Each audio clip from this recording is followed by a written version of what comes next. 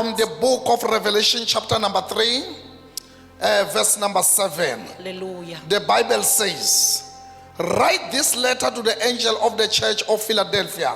This is the message from the one who is holy and true, the one who has the key of David. Jesus. What he opens, no one can close. Oh, yes. And what he closes, no one can open. Hallelujah. As we are about to pray with you, Ngisazothandaza nani. you must believe Kumele ukuthi ukholwe that there is an angel of the Lord ukuthi kunengelosi kaNkulunkulu wherever you are. lapho okhona. There is an angel of the Lord Kunengelosi kaNkulunkulu wherever you are watching us. lapho osibheke There is an khona. angel of the Lord Kunengelosi kaNkulunkulu wherever you are sitting. lapho ohleli There is khona. an angel of the Lord Kunengelosi wherever kaNkulunkulu you are watching us. lapho osibuka And khona. that angel of the Lord Lengelosi is kaNkulunkulu about to do a miracle. izokwenza izimanga That namhlanje. angel of the Lord Lengelosi is kaNkulunkulu about to open your door. izovula iminyango. That angel of the Lord Lengelosi is kaNkulunkulu about to heal you.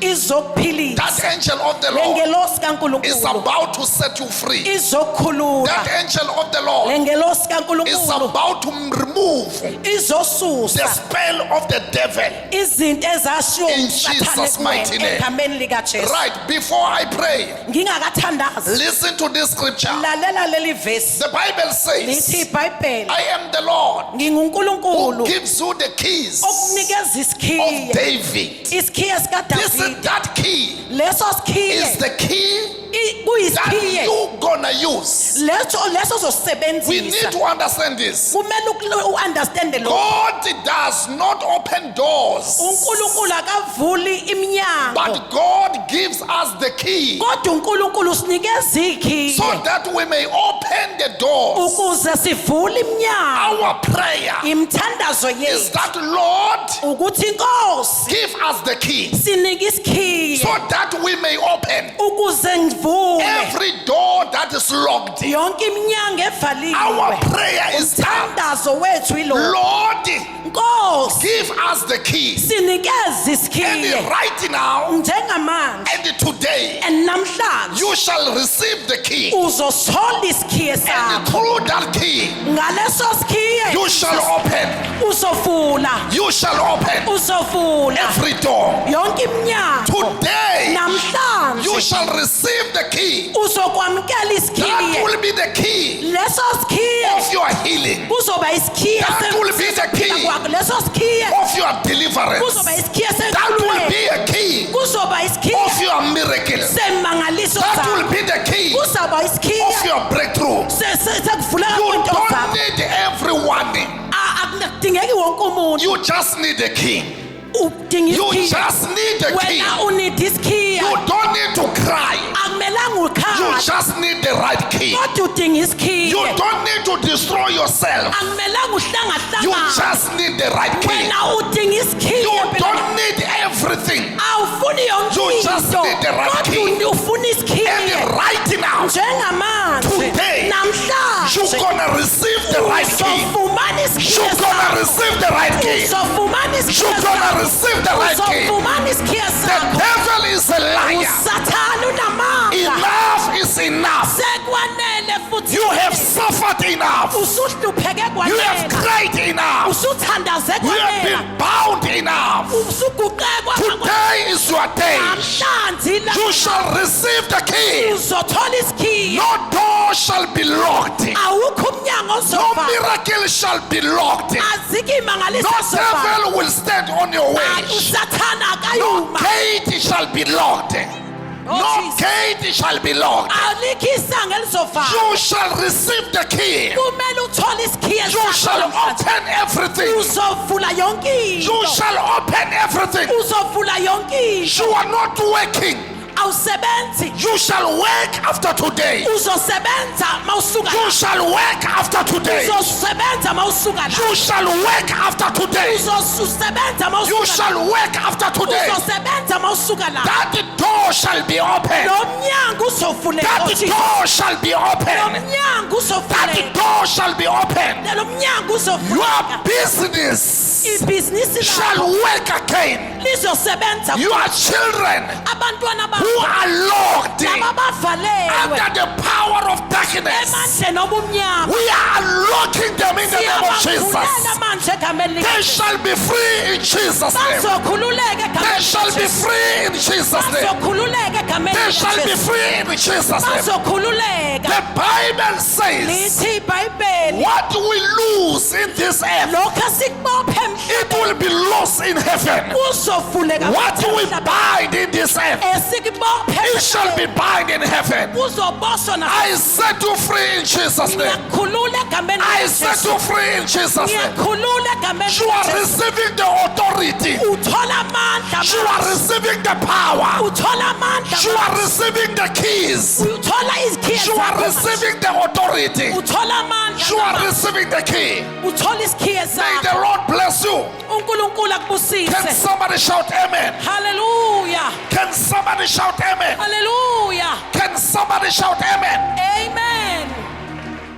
Don't forget Ungakhohlwa that one day ukuthi ngelinye ilanga Pedro was in prison uPeter wayese and the etilongweni church was earnestly praying for him. enisonto belimthandazela. Ibandla lalimthandaza. Ibandla And the limthandazela. church was earnestly praying for him. Ibandla limthandazela. As the church was praying for him, Ibandla lisamthandazela. now all of a sudden Manje okwenzeka the angel came wafika ingelo inside the prison ephakathi that was etilongweni. locked. Leli lalivaliwe. Today, Namhlanje the angel shall visit you ingelosi izofika kuwe. inside your prison. Phakathi etilongweni lakho. Today, Namhlanje the angel shall visit you ingelosi izofika kuwe. inside your miserability. Phakathi kwezinto zakho. And when the angel arrived, Uma ingelosi the ifika, angel said to Pedro, ingelosi yathi kuPeter, wake up, vuka, put your sandals, gqoka iqathulo,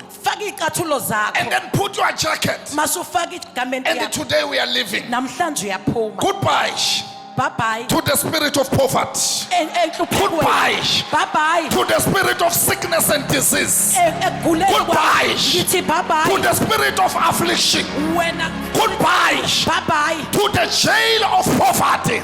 Apostle Ipindlovu is bringing you a Mirror Big Sunday service where you will bring a small mirror and he will be breaking them on your behalf to cast out every monitoring spirit. This service will be happening on the 6th of April 2025.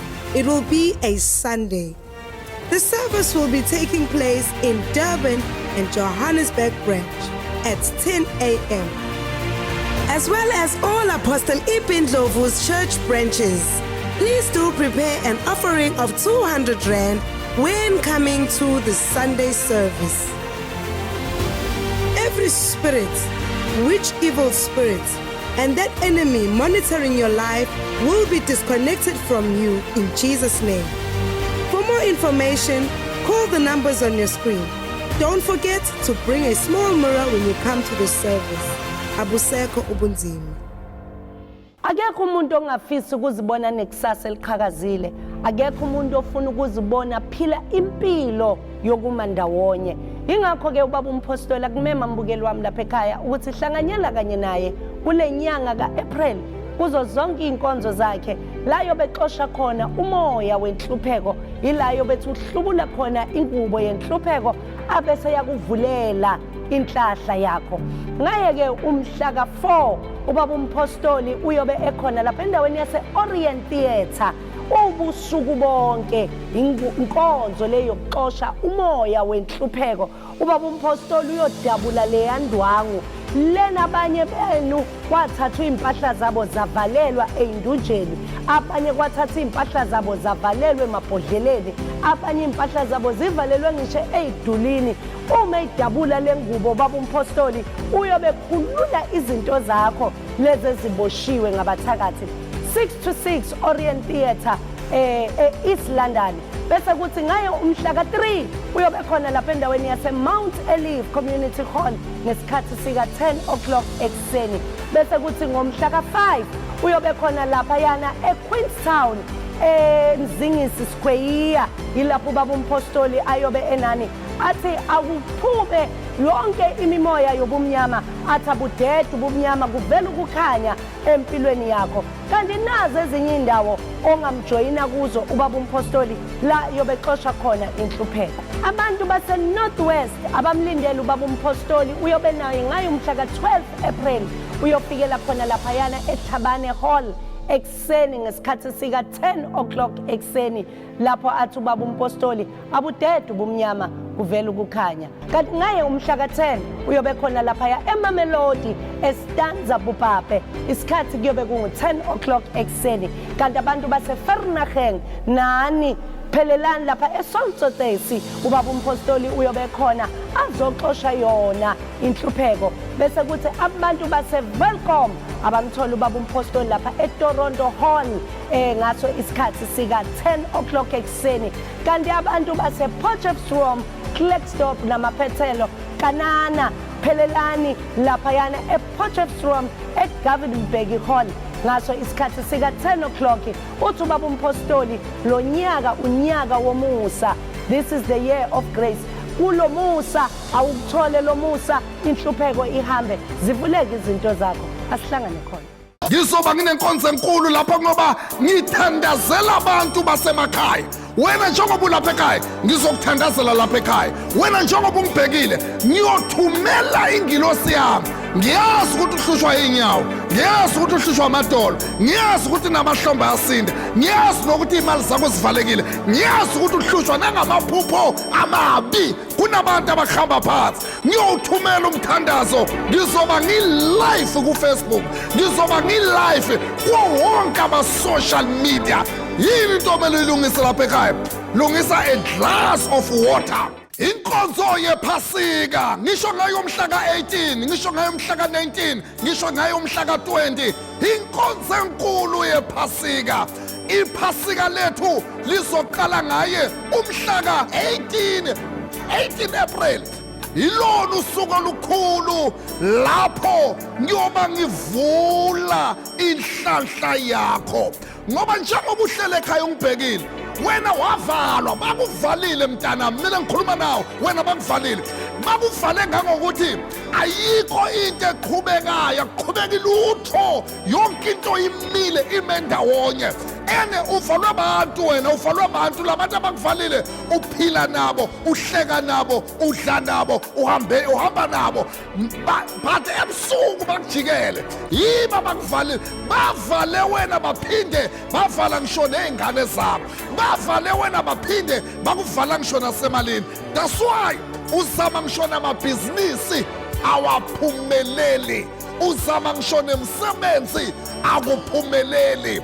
Yonke into othi uyayizama kuyala kubophekile. Mntanami mina ngizakuqhaqha ngoba ngiyazi ukuthi kunomuntu omemeza igama lakho waqeda wabopha ifinde elikhulu. Kunomuntu othatha isithombe sakho waqeda wasisa ezangomeni bafike bakuthakatha. 18 ubusuku bonke ngoba ngikhulekela abantu, ngivula wena ngoba bakuvalile. Bese siqhubeka ngithi kuwe ungenzi iphutha yokuthi ungezi ama-transport akhona. Hamba manje uye ema-ofisi wethu, sinama-ofisi zonke le ndawo, sinama-ofisi zonke indawo. Ufike e-ofisi uthi ngizobhalisa, ngiya ephasikeni likababa uNdlovu, ngiyobhalisa. Ungafiki ushiya imali, imali uzoyikhokha ngosuku lokuhamba kwamanje, phuthuma uyobhalisa. Kanti fona khona manje, ufonela i-call center khona manje, njengoba ngihleli nje ungibona nje, fona njengamanje uthi nami ngiyeze ephasikeni. Ningenzi iphutha bafowethu, nanibuyele emakhaya, wonke umuntu uyobuyela ekhaya nanansi isiphambano, nanangu umnqamlezo. Ida ubuyela nalo noma ubuyela nalo, mara kumele wonke umuntu abuyele ekhaya nanasi isiphambano. Thatha umnqamlezo umlandele mntanami, nawufaka sami isiphambano, ngiyogaqisa sami isiphambano, uyolala naso, uyovuka naso, uyogeza naso, uzohamba naso, uyophila naso. Ngeke baphinde bayithwebule inhlanhla yakho, ngeke baphinde bakuvale wena, ngeke baphinde bakubophe ngenhliziyo. Umuntu okhahla wena izinto zakhe ziyojika zokhahla yena. Phatha umnikelo wakho ka-300 randi, uzothatha lensebenzo ngikwenzele yona yesiphambano asambe sodwa khona okunye ngikwenzele kona uzofika uthathe lesiphambane nalokho ngizoba ngulungiselele kona. Ungakhohlwa-ke kule nkonzo yephasika ukuthi ubaba umpostoli ushilo phela wathi ukulungiselele insebenzo yonqamlezo wakho ozohamba nayo across lozokwazi ukuhamba nayo ubuyele nayo ekhaya. Ulungise-ke lo mnikelo wakho ka-R300 oyojika nawe ekhaya njengoba yobenza yona inkonzo yokuxosha inhlupheko. Kanti-ke ngalo leli phasika lethu awusihanjelwe siyobe sinaye u-Andile Majola athi liphakanyisiwe igama likaJesu. Ungaphuthelwa, asihlangane khona. Inkonzo enkulu engiletha khona laphana ePiet Retief ngaye umhla ka-28 of March. Abuze umbukela athi baba Ndlovu ikuphi le nkonzo? Izoba se-stadium sasePiet Retief. Iso le stadium esilaphana ngase-Kenville Clinic. Qeleni kwe-Kenville Clinic sine-stadium laphana esibizwa ngokuthi i-Kenville Stadium. Yes, ngisho yena umhla ka-28 of March. Ya kule nkonzo lena mntanami kula ngiyoba ngithandazela abantu ngikhipha isichitho esichitha emalini. Kunento eyenza ukuthi wena imali kuzonde. Kunento ekwenza ukuthi imali noma ungayiphathi yaphela. Kunento eyenza ukuthi nabantu bangafuni ubasebenzele bangafuni ukukhokhela. Isichitho lesi esichitha emalini. Yes, le nkonzo le izoba i-night prayer ubusuku bonke. Ngicela wonke umuntu angiphathele just R10. Lo R10 lo ngizobusayela ubuyele nekhaya. Uyofika ekhaya uthandaze imali nje izawuvuleka noma kanjani ngoba ngiyazi mina ukuthi kunomuntu owakubopha ngenhliziyo wathi soke sibone. That's why nomsebenzi uvalekile. Kunomuntu wakubopha ngenhliziyo wathi soke sibone. That's why yonke into othi uyayiqala iqaleke.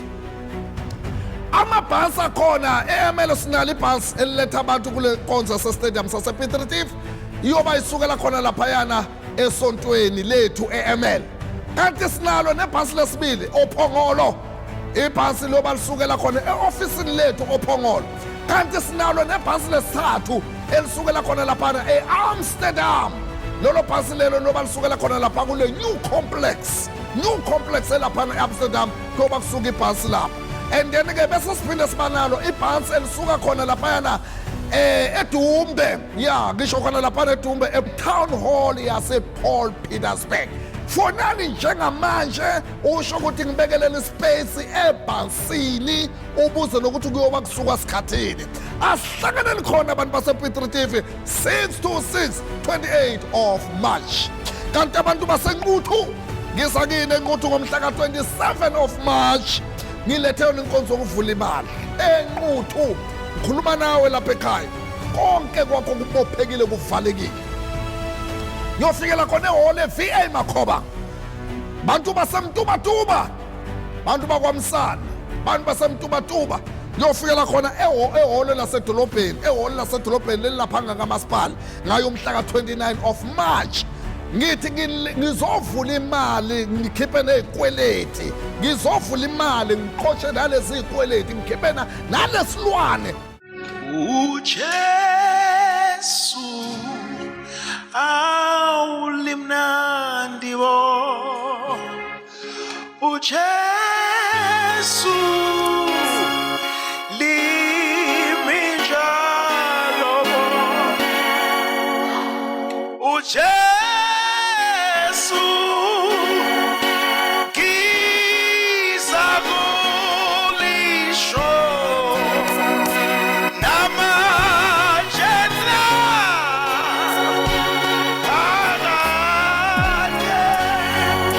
Abona mama. Kunjani? Yaphila. Kubuhlungu kuphi? Ngalimala enyongeni ngiwe emotweni. Wawe emotweni? Yeah. Bafaka insimbi lapha enyongweni? Yeah. Alright, so le nsimbi zokwenzani? Inyonga yakho Bayifaka insimbi noma bakayifaka insimbi? bayifaka insimbi. Bayifaka insimbi? Yeah. Ufuna ukwenzeleni? Nangisinde. Ufuna usinde? Yeah. Uhambe Yeah. ngaphandle kwale nduku. Yeah. Asiluleni izandla zethu kuye. Ngibheke mama. Ngibheke ungabheki phansi. Molo inqwele ngiyakubonga namhlanje. Ukuthi egameni elinamandla igama lika Jesu. Nansi lenyonga elimehlo. Nansi lenyonga yaqhuma. Nansi lenyonga efakwa ngisho nensimbi. Akakwazi ukuhamba ngenqa lenyonga. Le nyonga le ngiyayithandazela namhlanje. Ngibiza igama lika Jesu. Ngena phakathi kwale nyonga. Ngikhipha zonke izinto zobuthakathi. Ngikhipha zonke izinto zobuloyi. Nansoke siyaphuma njengamanje. Nansoke siyaphuma njengamanje. Nansoke siyaphuma njengamanje. Nansoke siyaphuma njengamanje. Lapha enyongweni yaka right. Lapha enyongweni yaka right. Lapha enyongweni yaka right. Nansoke lento iyaphuma lapha enyongweni. Nansoke lento iyaphuma lapha enyongweni. Nansoke lento iyaphuma lapha enyongweni. Nansoke lento iyaphuma lapha enyongweni. Nalapha enyongweni yakabani yaka left. Khipha nalento beyikhona kule nyonga yaka left. Khipha nalento beyikhona ngapha kule nyonga yaka right. I call upon the power of the Holy Spirit. Receive your healing right now. Yemukela kuphila kwakho egameni lika Jesu. uJesu uyaphilisa njengamanje. uJesu lula inyonga. Iyaluleka njengamanje. Iyeluleka njengamanje. Iyeluleka njengamanje. Iyeluleka njengamanje. Iyeluleka njengamanje. Iyeluleka njengamanje. Kululeka namadolo right now. Kululeka le nyonga right now. Ibandla lithi amen. Jesus. Jesus mighty name. Jesus mighty name. Jesus mighty name. Ngicela amafutha. uJesu Ngizoqoba lamafutha mama. Uzozwa into iphuma futhi lapha emadolweni nasenyongeni. limnandi bo uJesu liminjalo bo uJesu Go. Go. Go. Ima. namanje phakade sikalibonge sokela elihlali kaJesu sikalibonge sokela elihlali kaJesu sikalibonge sokela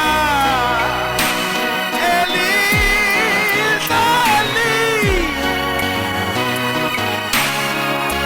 singelibonge singelibonge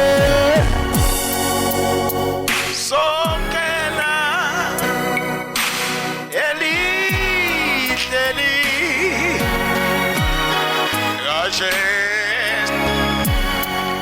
Viewers all over the world, you are watching us from KZN, Eshowe.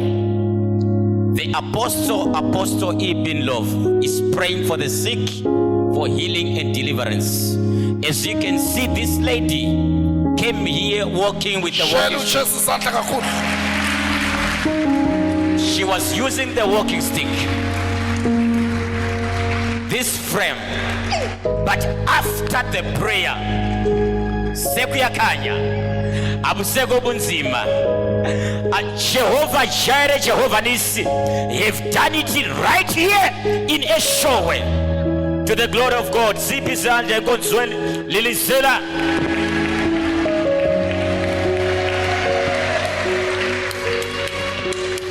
What shall I render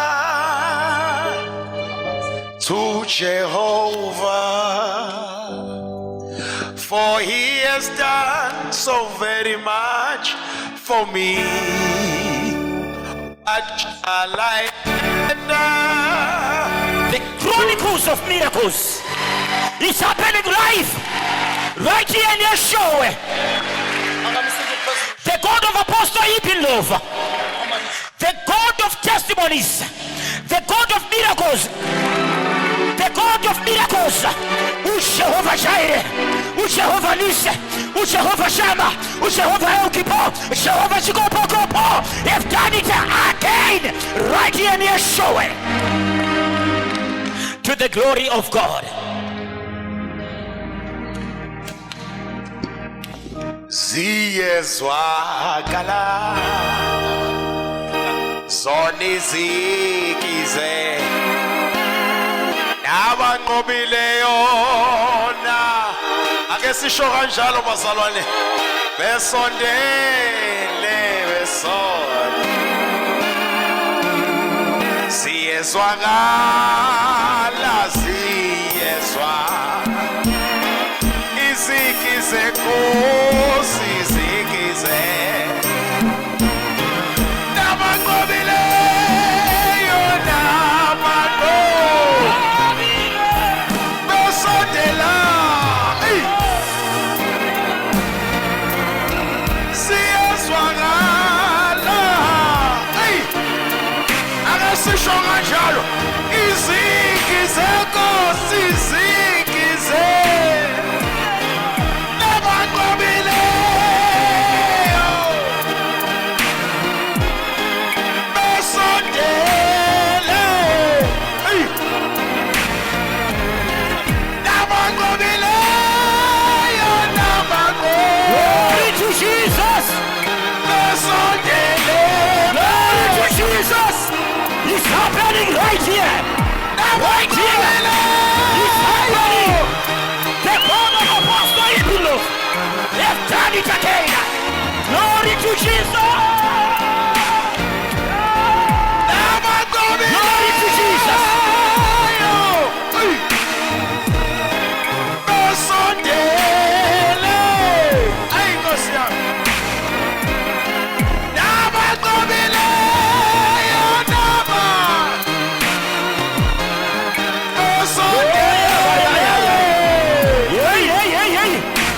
People of Limpopo, be ready to receive Apostle Ipindlovu as he will be bringing you a service yokuxosha umoya wenhlupheko.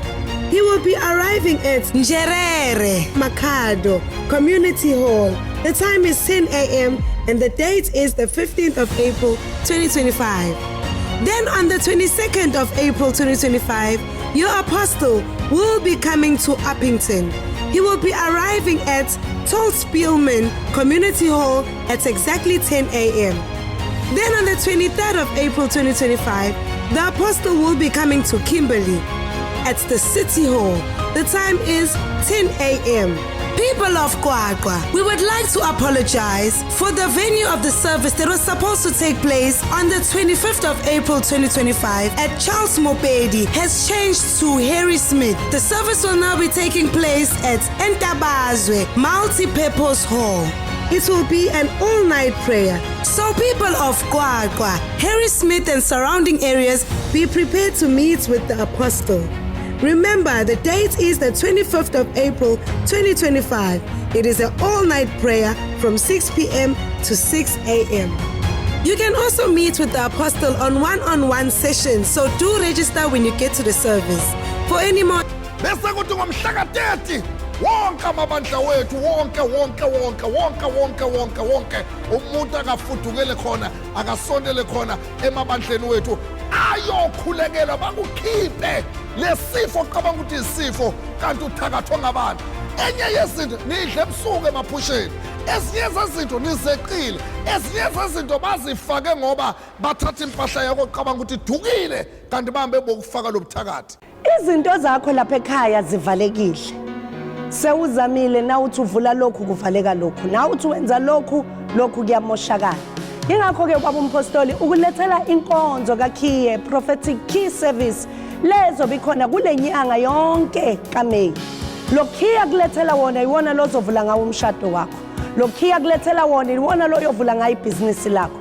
Kunini uzama kuqala akuqaleki. Uma sewuqalile akuyi phambili. Uma sewuqalile awukhoni nokuphetha lento oyiqalile. Ingakho ke ubaba umpostoli kumema mbukeli wami lapha ekhaya athi hlanganyela naye kuzo zonke inkonzo zale nyanga kaMeyi lapho azobe kulethela khona ukhiye wokuvula kuDestiny yakho. Abantu base Butterworth abamlindele ubaba umpostoli uzobe khona lapha ya ku Colored Ground elapha ku location 16 eFieldman ngaye umhla ka 2 kuMay uyobe khona ubaba umpostoli kuyobe kungolesihlanu inkonzo kuyoba ubusuku bonke avula izinto zakho avula ifuture yakho avula nalokho okuqalile okuhlulekayo ukuthi kuqhubeke kuye phambili kanti abantu basengwavuma nabo bamlindele umpostoli ngayo umhla ka9 kuyona lenyanga kaMay nakhona kuyobe kuyinkonzo yobusuku bonke la athi umpostoli akuqaqeka amaketango kuvuleke izinto zakho abaphumelele phela labantwana sebefundile baqedile kodwa umsebenzi abawutholi woza kule nkonzo ye prophetic key bese kuthi abantu base Bakersford ngayo mhla ka23 abamlindele ubaba umpostoli uyobe khona lapha eTubatsi Plaza nakhona kuyobe kuyinkonzo yobusuku bonke ngicela ungaphuthelwa ile nkonzo nazi ezinye indawo ubaba umpostoli azoyihambela abantu base Witbank uyobe khona lapha eLinville Community Hall ngaye umhla ka29 kuMay ubaba umpostoli abamlindele kanti abantu base Mariti Stadium na kanjani ngiyacela bantu base Calcutta abantu base Bushbuckridge akhona uKaizer View asipheleleni lapha eMariti ubaba umpostoli asilethele wona lokhiye wokuvula izinto zethu kanti naye phuma lapho uyobe seyakhona engodini kwaBhokeni ngaye umhla ka31 ubaba umpostoli uthi akuvuleke izinto zakho ukulethele lesikhiye sempumelelo bese kuthi abantu base Phalaburwa Community Hall uyobe khona ngaye umhla ka24 kuyo inyanga kaMay ungaqali uphuthelwe bese kuthi nabo abantu base Kokstad abamthole ubaba umpostoli ngomhla ka3 kuMay inkonzo yokuvula uyobe kulungisele yona le package yakho ka500 ulungisa nje lomnikelo ka500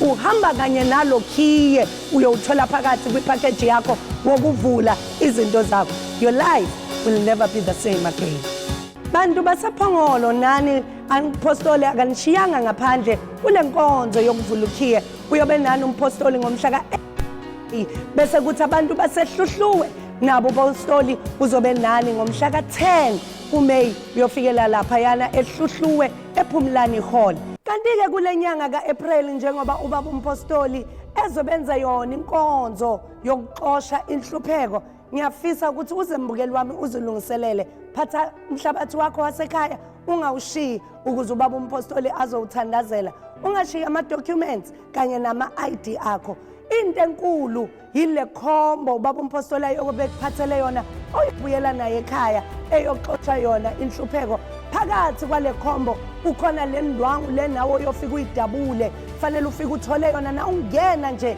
eholweni lapha ya eOrient Theatre nakuzo zonke inkonzo zikaApril kanti lapha ya eOrient Theatre sizobe sinaye uJumbo athi angipha amandla amasha sizobe sinaye uZiyanda bekhona nabo sidumisa kanye nabo sithi umoya wenhlupheka uhambe ubumnyama budede ukukhanya kuvele asiphelele sihlangane khona. Your Apostle Ibin Dlovu, is coming to areas near you as you have requested.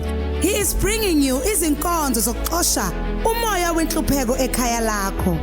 Abanye benu nakhe imizi kuma sites agcwele ubuthakathi kwadala ukuthi ikhaya lakho lingabi nokuthula kunezinto ezigijima phezulu kwendlu yakho nasegcekeni lakho njalo ebusuku awukwazi nokulala ebusuku uhlala unovalo woza kule nkonzo umpostoli uzobe eniphathele ikhombo ngakho ke lungisa umnikelo wakho ka500 uyothola ikhombo yakho oyohamba nayo uye ekhaya uyohlambulula zonke lezi chitho ezisekhaya lakho nazi indawo azobehambela kuzo mhla ka1 kuApril 2025 umpostoli uyobe Deep Sluits ngo10 ekseni uyafikela eYouth Center extension 2 at Ingonyama Drive mhla ka2 kuApril 2025 umpostoli uzobe Middleburg Adelaide Tambo Community Hall Extension 7 eTownship ngo10 ekseni mhla ka8 uyobe Daku Hall Port Elizabeth ngawo u10 ekseni bantu baseDaku zilungiseleleni mase kuthi mhla ka9 kuApril ngo10 ekseni umpostoli uyobe Stellenbosch uyafikela kaYamandi Community Hall phatha umhlabathi wakho wasegcekeni ungawushiyi ekhaya lesichitho esilapha ekhaya lakho lezinto ezigubhele egcekeni lakho kumele siphume ngalo lelo langa.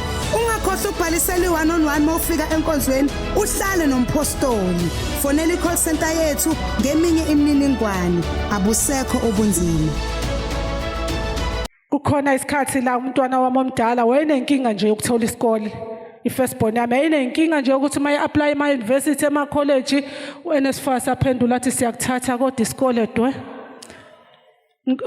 Esinye-ke sake sathi simthathile mase kufanele ukuthi phela aregister zonke izinto ngokusesemthethweni bese kuthiwa hayi khona into encane bekufanele nje ivela ngisazi wayisho ngegama layo eshodayo lapha kuleya mpendulo abamnikeza khona okushuthi akakulungele ukuthi lapha bamthatha ayiqondiswanga ukuthi lesikhungo isale branch ngempela kumele bamthathe sadideka sonke ke endlini ukuthi isho ukuthini ke lento kwase kuthiwa kuzomela ukuqale phansi apply kabusha iyangihlupha lento yabhlungu enhlizweni ukuthi lengane yini kanti inkinga ngoba uNSFAS uthi ayikhona mina nemali yami ngizokusiza ukuthi ufunde inkinga nje isikole uzukana nesikole nje akasitholi kwathi ngelinye ilanga umama umpostoli enzile inkonzo yayiphethe umama umpostoli wathi umama umpostoli abasukume abantu bathenge ifaith water namakhandlela lokho kuzosiza ngisho abantwana babo uqobo nami ngasukuma ngenze njalo ngazothenga ifaith water ngazothenga nekhandlela waseweza wasibusisa wasethi ucela sikhiphe umnikelo siconnect ngoba bekubalekile ke bangcwela ukuconnecta engilozini ukuze lento ihambe kahle ogcobeni kubalekile ukuthi uconnecta nethemba ave libalekile ifaith nje kufanele ube nayo mawenza into ngoba kufanele noma uyothatha umuthi ifika ithi inyanga uzokusiza lo muntu uphuma unethemba ukuthi lo muntu uzokusiza so noma uthatha iproduct iba nefaith ukuthi ngempela lento izokwenzeka ungadoubt ngoba the time udoubta nengilozi zikababa umpostoli nazo ziba nokuthi vele awuthemba ngithi vele noma zingakwenzela wena vele awuthembi siyacela ukuthi uma uzoyithathela insebenzo ube nethemba uvule inhliziyo yakho ukholele ukuthi lokhu okuthiwa kwenze kuzokwenzeka so nami ngithe mase ngithathile leyo nsebenzo wathi umama umpostoli 3 days sigeza ekseni uvuka ekseni nje ugeze for 3 days ugeze ubuso kuphela ngalamanzi ebese ngekhandlela uyakhuleka nalo for 3 days ngeke ehlukena esazise ngazi ukuthi sokwenza kanjani ngenza njengoba wayeshilo enkulunkulu emuhle kulonyaka waphendulwa left and right umntanami wesebizwa ngapha nangapha naye sesangene ngasazi ukuthi uzoshona phi ngathi awingilozi yaseshalom eyasebenza waze wangisebenzela uNkulunkulu into esengizoyibonga kakhulu namanje ukuthi uqedile ukufunda manje euniversity wabuya nabo distinction khona euniversity so ngithi ingilozi yaseshalom ave uNkulunkulu emkhulu ave isebenza so ngithanda nje nami ukubonga amandla kaNkulunkulu mina ngizoletha ubufakazi bangumgqibelo sasila enkonzweni yamadoda ngingomunye obaguliswa inyawo iminyaka ngiguliswa lezi inyawo kepha ngomgqibelo kwenzeka isimanga umfundi umpostoli wasibiza sonke ukuthi abanenkinga yenyawo beze la phambili azoba sebenza inyawo nami ngangomunye ke wabo ngeza phambili wasihlalisa ezihlalweni wabamba insebenzo yespirit wasigeza inyawo wathi asigeze inyawo sonke ehambe sithela ngamunye nginenkinga ke mina unyawo lami lalishile linesilonda livuvukele lonke ilonda ezikhala amanzi kepha namhlanje lezo londa ayisekho kulomgqibelo esisuka kuona namhlanje ishile unyawo libuyele endaweni yalo noma kusekhona lo ubumnyama kodwa wona selipholile uke wangisiza umpostoli ngithenge amanzi ngingangeni kuma period ngaphuza amanzi maqedane ngangena kuma period okunye ngathenga usawoti la ekhaya ngifunda eMangosuthu ngingenalutho nginemali yokuregister kuphela kodwa kwathiwa bonke abanesikweletu nganginesikweletu esikoleni sa 24,000 kwathiwa bonke abanekweletu abeze bezocishelwa ikweletu sathola no 7,000 okuthenga imali yokuthenga ukudla esokudla esikoleni ngiyabonga uGcobo lampostoli bazalwane ngizobonga nje uGcobo la ekhaya eShalom emne bazalwane my professional worker I'm a social worker caregiver then kwathi last year October ngaba nelakhe emsebenzini bangikhetha bazalwane khona omunye umama ipatient yethu beyihamba iya overseas eChina iyokwenza ioperation. Bangikhetha ukuthi ngihambe naye ngaba nenhlanhla ngahamba bazalwane. Ngathi ngisahambile uyati ukuthi mawuphumile uye out of country kuba neallowance oyitholayo. Ngayithola imali bayifaka ku-account yami but ya freeze. Imali ya freeze account November December solo imali ngakhona ukuthi ichacheke. Bazalwane ngibonga nje uGcobo ngithe ngisabuyile ngibuye emakhaya ngoba ngibuye late ngaJanuary. Ngabuya la Somveli ngathenga swayi. Ngagcuma ngaswayi kuyi-Sunday. Monday wakhona nga receive i-call lesuka from bank. Mina bazalwane ibank yami lengiyisebenzisa from Swaziland. Kuthi ibank iyangifuna ngahamba ngayosayina yachacheka bazalwane imali kakhulu nje ngiyabonga uGcobo la ekhaya. Amen. Ngafika la ekhaya nginenkinga yomntwana umzukulu wami owayefunda umatric. Mase kufanele abhale engasakwazi ukubhala lutho engasaboni lutho. Ayibikeke into ezenzeke esikoleni. Ngase ngifika la ekhaya ngathenga ipeni, ngathenga amanzi, ngathenga usawoti. Awathatheka amanzi ahambe nawo esikoleni. Wayengazithembi ukuthi uzophasa. Nami futhi ngangingathembi ngendlela esho ngayo. Kodwa ngathi ngingathatha amanzi, ngase ngiba nalo ithemba. Wavele wangenzela umhlola ke uNkulunkulu wakuleli khaya. Waphuma uB engangingazi ukuthi wavela kanjani lo B. Wawuthola ubhashela wakhe.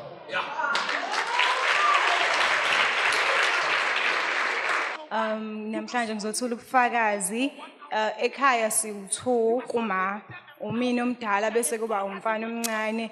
Kuvama ukuthi ke abantu mebelamana ke baxabane but okwami nobhuti wami bekungaphezulu kwalokho. Bese kuke sihlale mhlambe u2 weeks singakhulumisani. Uma waqala ke wathenga iproduct yale ekhaya, wathenga ikhalenda, wathenga nalo sawoti obovu. Noma ngabe asihlale ekhaya bengitshela thene ngihamba emakamereni ngibiza amagameni ngiyanikhulekela ngibe ngisebenzisa wona lo sawoti obovu. Kuyimanje siyazwana nobhuti wami siphana ngisho imali naye uyayisebenzela nami ngiyayisebenzela konke nje kuhamba kahle ngibonga uGcobo la ekhaya. Ngiyakhuthaza lapha ekhaya ukuthi ke unikele nawo umsebenzi. Kanti ke ukunikela mntanami kuhle kakhulu ngoba kulesibusiso. Njengoba ngikhuluma nawe wavalwa emalini ene labantu abakuvale ngemali basebenze ngemali yakho ukuvala wena emalini. Ngicela ukuthandazela isimo sakho seyimali. Wena ngabe ukude kabi ngabe imali ivulekile. Wena ngabe sewakhile ngabe imali ivulekile. Wena ngabe walotshola walobola nangabe imali ivulekile. Nale moto ohlala uyihalela uyithandazela ngabe seyaba khona nangabe imali ivulekile. Inkinga obhekene nayo ukuthi bakuvalile emalini uvaliwe. Hayi ukuthi awunangqondo ingqondo ikhona nedi bakuvalile. Yimi lo engizokuvula emalini. Angiphinde ngicela nje ulungise nje umnikelo wakho ka 500 rand udeposit kule account engiqeda ukukhomba yona manje. Now uqeda ukudeposit ungisendele i-deposit slip. Le deposit slip le ngizoba ngila futhi estudio ngiyoba ngikukhulekela lapha ekhaya. Ngiyokukhulekela ulapho ekhaya. Ngiyokukhulekela mina.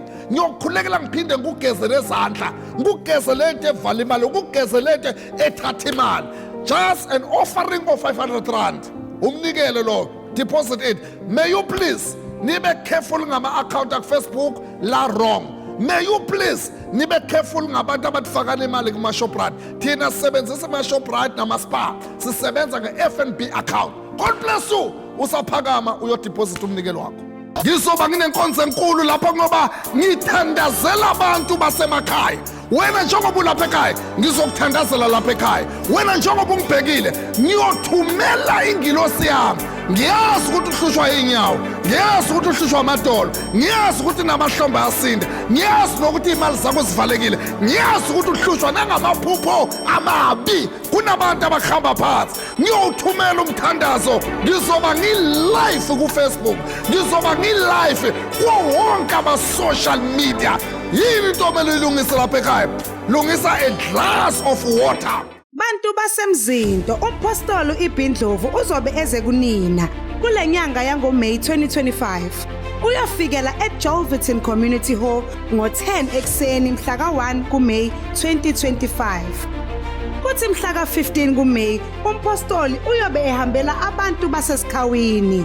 Uyofikela eNew Hall eduze naseThokoza Clinic ngo-10 ekseni. Imthandazo yenu isizwakele bantu bakwaNzimakwe. Umpostoli uza kunina ngomhla ka-16 kuMay 2025. Uyafikela khona lapha eLatshoda Community Hall. Inkonzo iyoqala ngo-10 ekseni. Mase kuthi mhla ka-17 kuMay 2025. Uyafikela khona lapha eGreytown, eKing Edward Ground. Inkonzo iyoqala ngo-10 ekseni. Le mimoya elapha kulela khaya lakho seyiphelelwe isikhathi. Kuzojika izinto empilweni yakho obekuboshwa abathakathi kuyoqaqeka. Le mali engahlali ekhaya lakho, lezinto ezihamba phezulu kwendlu yakho, lo muzi wakho othi uyawakha awupheli. Usuhambe kakhulu ukhipha imali kodwa awunasixazululo. Phatha u500 rand. Umpostoli uyokunika insebenzo ezokusiza ikuxoshele nale moya ehamba kulela khaya lakho. Woza kule nkonzo, umpostoli uyokukhulekela, akhulume nesibusiso phezulu kwakho. Wena uyophumelela. Phatha umhlabathi wakho wasegcekeni, umpostoli akhulule ikhaya lakho. Ungakhohlwa ukuthi ikhona i1-on-1. Mawufisa ukuhlala phansi nompostoli, ukhulume ngesimo sakho, akuhlolele ngokwakamoya. Mawudinga eminye imininingwane, fonela i-call center yethu. Inamba zikhona ku-screen. Shalom. Bantu baseSwatini sive sakangwane. Nangumine ngiyeta ngitalapha eSwatini. Ngaye umhla ka-6 of June ngiyofika Nzambama ngo-6 inkonzo yaqala. Ngitothandazela abantu, ngitoqosha buthakathi lebendwe phakathi ekhaya lakho, ngoba lelo khaya lelo liyasinza, lisinza mina ngilibuka ngilapho. Lelo khaya lelo ligijima natinto phezu kwemathayele. Lelo khaya lelo ngisho negroza ayihlali, niqaleka niqabane nodwa ngoba nesitho basifakile kulelo khaya lelo. Lelo khaya lelo kukhala ngisho netilwane longakade fuyanga. Kanti-ke ihlupheka ibophile kulelo khaya lelo. Njengoba ngita ngikulethela inkonzo yelitshe. Lelitshe leli ngizofike ngikuphe lona ubuyele nalekhaya. Uyothi na ufika nalekhaya uthandaze bese uliphonsa phasi. Kuyophahlaka amabhodlele ebathakathi. Kunemabhodlela avala imali yakho, kunemabhodlela avala inhlahla yakho, kunemabhodlela avala nebantwana bakho. 6 June ngiyete eSwatini. Kanti sinemabhasi, ibhasi yokuqala itosukela e-office lethu lelaphayana eMbabane. Ibhasi esibili itosukela eStegi e-office lethu. Ibhasi esithathu itosukela eNhlangano. Ngicela nisheshe nihambe niye ema-ofisi nobhalisa. Ukhwela mahala lamabhasi. Inkonzo enkulu yokutophahlata nokutoqosha labathakathi labagidza lapha ekhaya lakho naphezu kwebantwana bakho. Ngiyeda mina ngizokuqoshela bona. Phatha umhlabathi wasekhaya ngitothandazela ujike nawo. God bless you. Shalom Christian Fellowship Ministries, under the leadership of Apostle Ipin Ndlovu, has launched an online store, making it easy for you to receive your prophetic material at your doorstep. In and out of South Africa, distance is not a barrier. All you have to do is log into our store on www.shalomonline.co.za. Select your product, view your cards, and enter your name as well as your address. Pay directly on our website and your order will be delivered to you. For any delivery problem, call our call center, which is available 24 hours on 087 551 3462. Please double check your address when placing your order to avoid confusion. Be on alert for scammers. Only use websites which is mentioned above. Shalom. Uthi ubaba umpostoli angeke imehlule lento abakwenze yona. Uma asho kanjalo Ngikhumbuza wena mbukeli wami lapha ekhaya ukuthi ubaba umpostoli sewuyatholakala njalo ngoLesibili lapha ya kunumber 425 West Street eDurban ngo-10 o'clock ekseni. Inkonzo zangoLesibili seyibuyile, inkonzo yokuthandazela abantu, inkonzo yokuphulukisa abantu, inkonzo yokukhipha imimoya kanye nazo izilwane ezihlasela abantu ngoLesibili. Kanti ngoLesithathu abantu basePietermaritzburg namaphethelo nabo bayakwazi ukumthola ubaba umpostoli ngaso isikhathi sika 10 o'clock ekseni.